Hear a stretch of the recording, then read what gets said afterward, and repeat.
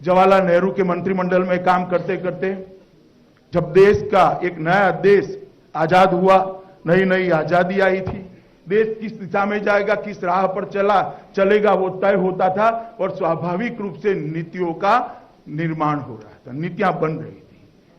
देश की विदेश नीति क्या होगी, देश की अर्थनीति क्या होगी, देश की उद्योग नीति क्या होगी, देश की कृषि नीति क्या होगी, देश की शिक्षा नीति क्या होगी, उसकी नींव डालने का काम हर रोज वो कैबिनेट कर रही थी। श्यामा प्रसाद मुखर्जी बहुत असहज थे।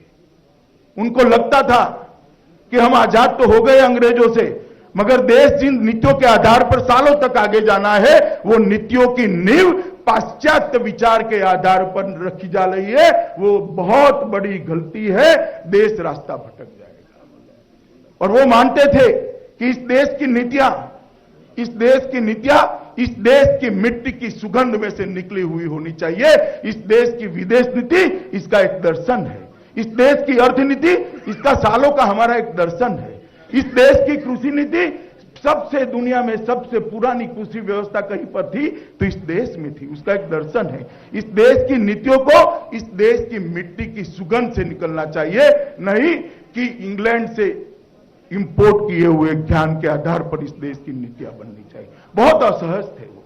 हर रोज डे टू डे छोटे मतभेद बनते रहे और उसी के कारण उनका मन कभी भी नेहरू मंत्रिमंडल में नहीं लगा।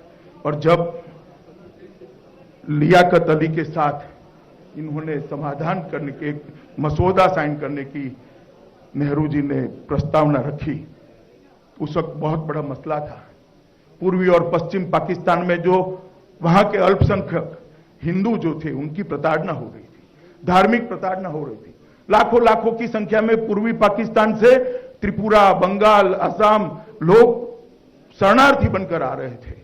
उन पर जो दमन हो रहा था, इसके लिए एक आवाज, सशक्त आवाज वैश्विक मंच पर उठाने का श्यामा प्रसाद मुखर्जी का एक सोच था, मगर नेहरू जी ने उसको बायलैटरल बनाने का प्रयास किया और लियाकत अली के साथ एक समझौता साइन किया।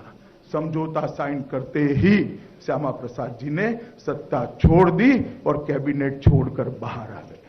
और बाहर आने के बाद उन्होंने कहा, जिस प्रकार से सरकार चल रही है वो देश का भला नहीं कर सकती। उनको पूछा था कुछ लोगों ने, उनके जनसंघ की स्थापना के पहले भाषण में भी उल्लेख है, उनको पूछा था कि क्या अंतर है आपकी और नेहरू की सोच में।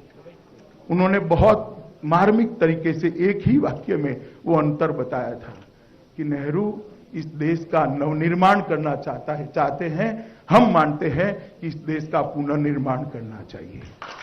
ये दो एक ही वाक्य में उन्होंने कांग्रेस और भारतीय जनसंघ जो बना नहीं था उस वक्त, उसकी सोच का अंतर डाल दिया।